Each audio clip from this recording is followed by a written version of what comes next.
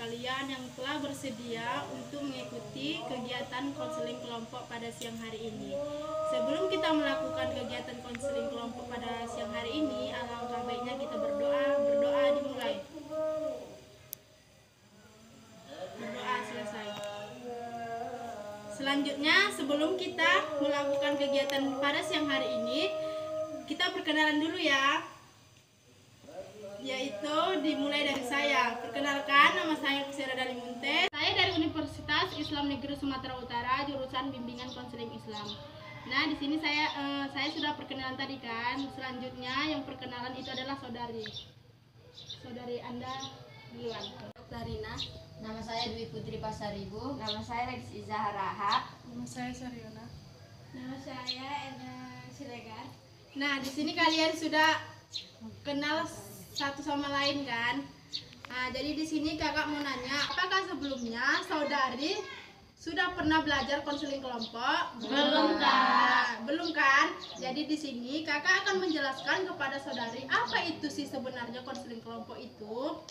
Konseling kelompok itu adalah suatu kegiatan bimbingan dan konseling yang membahas masalah pribadi yang ada pada dalam diri kalian masing-masing.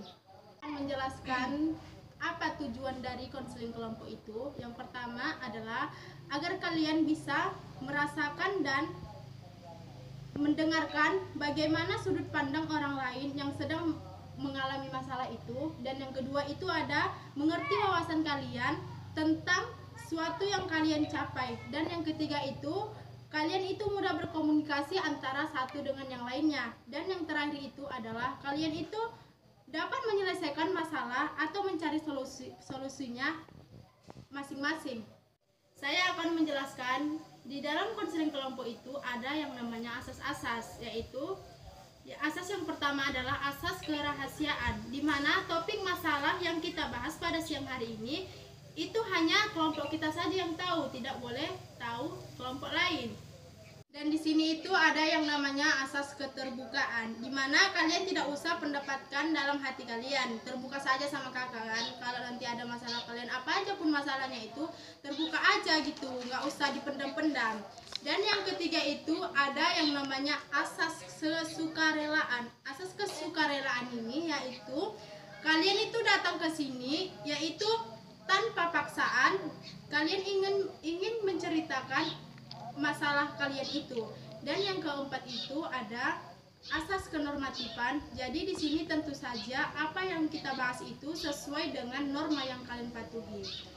Nah, lalu di sini sebelum kita membahas satu topik permasalahan yang ada pada diri kalian itu, kita bermain game dulu ya. Apa saudari mau bermain game? Mau.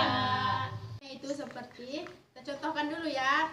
Siapa tadi namanya? Aziza Oktarina. Nah, nama saya Aziza Oktarina, dan sebelahnya apa namanya? Dwi Putri Putri Pasaribu. Jadi nanti kamu bilang seperti ini. Nama saya Aziza Oktarina. Kamu? Dwi Putri Pasaribu. Nah, terus nama teman saya? Nama teman saya Aziza Oktarina. Nah, begitu selanjutnya, paham kan? Paham, Kak. Lanjut Aziza. Saya Aziza Oktarina Ritonga. Nama teman saya Aziza Oktarina Ritonga. Nama saya Dwi Putri Pasaribu. Nama teman saya Aziza Oktarina Ritonga, Dwi Putri Pasaribu. Nama saya Ledis Izzah Rahab. Nama teman saya Aziza Oktarina Ritonga, Dwi Putri Pasaribu, Ledis Izzah Rahab, dan saya Saryona Hasibuan. Nama teman saya Aziza Ritonga, Dwi Putri Pasaribu, Ledis Izzah Rahab, Saryona Hasibuan, dan saya Enda Siregar. Nah, di sini gamenya sudah selesai kan? Dan tidak ada yang salah. Kalau tadi ada yang salah dikasih hukuman. Nah, di sini kita tadi sudah selesai bermain game kan, saudari sekalian. Sudah, Kak. Nah, selanjutnya, tidak ada yang bermasalah kan gamenya, tidak ada yang dihukum kan? Tidak, Kak. Bagus. Jadi di sini kita akan melanjutkan, yaitu sekarang kita akan membahas tentang apa permasalahan kalian dalam hidup kalian itu. Jadi di sini nggak usah sungkan-sungkan, bilang aja apa permasalahan kalian dalam hidup kalian itu. Kan tadi kita udah membahas yang ada namanya asas keterbukaan. Jadi terbuka aja sama kakak, kan? Tidak akan ada yang tahu atau orang lain, kelompok lain tidak. Dan di sini apa permasalahan kalian itu tidak akan ada yang tahu. Di sini kakak akan mau nanya sama kalian ya. Kakak akan menanya apa permasalahan kalian itu. Dimulai dari Ajija. Apa masalah Ajija? Masalah keuangan kak. Selanjutnya Dwi, Masalah salah pilih jurusan kak. jurusan. Ladies, apa masalahnya? Masalah tidak bisa mengatur uang kak. Sardi, apa masalahnya? Kecanduan selfie. Erna, apa masalahnya? Kendala jaring. Nah, di sini kalian sudah mengungkapkan masalah kalian masing-masing kan. Jadi di sini kita akan membahas satu permasalahan kalian. Jadi kalian di sini masalah manakah yang paling berat? Kita pilih voting aja ya, mana yang berat masalahnya ya. Kamu pilih masalah siapa, Dija? Masalah Dwi kak. Dwi pilih masalah. Dwi masalahnya sendiri ya. Baik kak. Saya Ladies. pilih masalah Dwi kak. Nah, Sari pilih masalah siapa? Masalah si ladies kak. Kamu? Masalah duit. Nah, jadi di sini kan sudah tertera. Jadi kita akan membahas masalah saudari Dwi kan. Jadi permasalahan kamu tadi apa, Dwi? Jadi di sini apakah Dwi bersedia ingin menceritakan permasalahan Dwi? Bersedia kak. Nah, coba ceritakan apa sih masalah kamu? Kenapa kamu bisa salah pilih jurusan? Jadi begini kak, saya itu merasa tidak nyaman dengan jurusan yang saya pilih. Karena menurut saya jurusan yang saya pilih sekarang ini tidak sesuai dengan apa yang saya inginkan. Nah, jadi di sini ada yang ingin bertanya kepada Dwi. Ada yang ingin bertanya tentang masalah yang dialaminya itu. Saya ingin bertanya kak. Nah, Saya ingin bertanya kepada Dwi, hal apa yang membuat Dwi merasa salah pilih jurusan tadi? Hal yang membuat saya salah pilih jurusan karena yang pertama saya tidak niat untuk memilih jurusan FK karena akhir-akhir ini nilai saya menurun kak. tadi dia sudah menjawab pertanyaan dari si Edis tadi kan. Jadi apakah ada lagi ingin bertanya?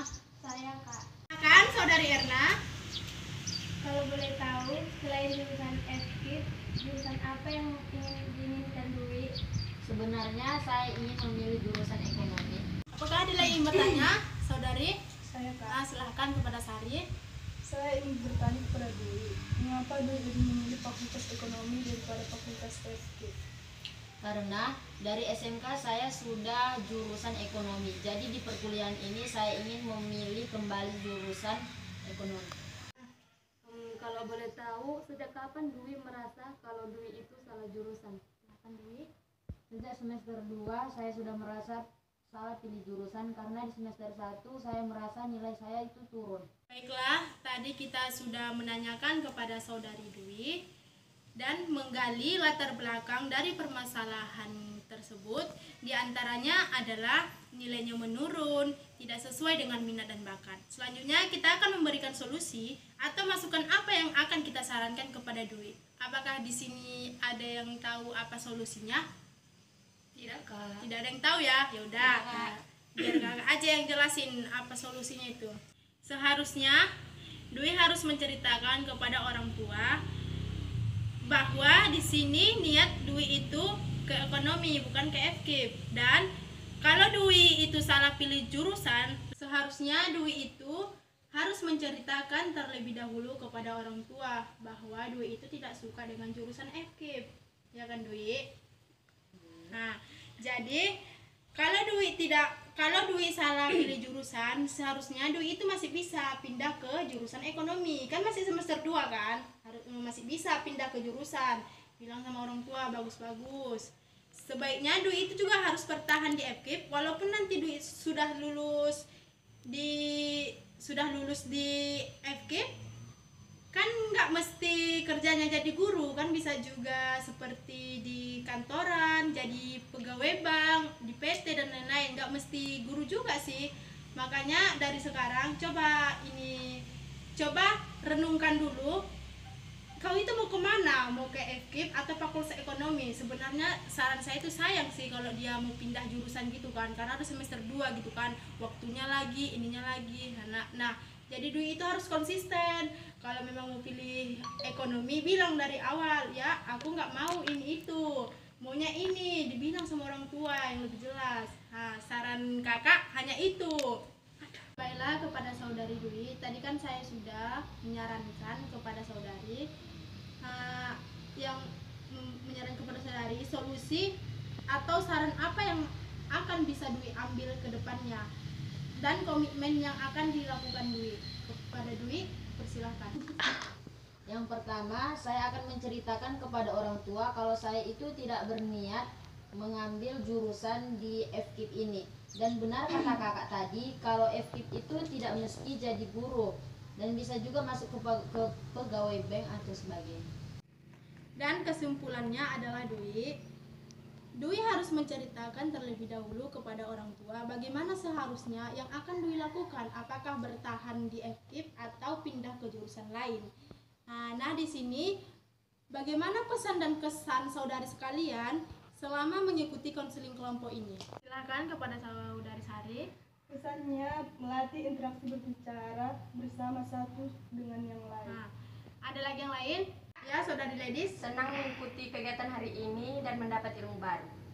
Kesan dan pesan. Saya Saya persilakan yang kepada pertama Aziza. itu menambah wawasan baru dan memperbanyak pengalaman dan bisa bertukar pikiran. Ucapkan banyak terima kasih kepada saudari sekalian yang telah meluangkan waktunya untuk kegiatan konseling kelompok ini pada siang hari ini. Kegiatan ini berjalan dengan lancar, dan sebelum kita mengakhiri kegiatan konseling ini, alangkah baiknya kita berdoa dimulai. Berdoa selesai. Baiklah, saya akhiri saudari sekalian. Assalamualaikum warahmatullahi wabarakatuh. Waalaikumsalam warahmatullahi wabarakatuh. Will it?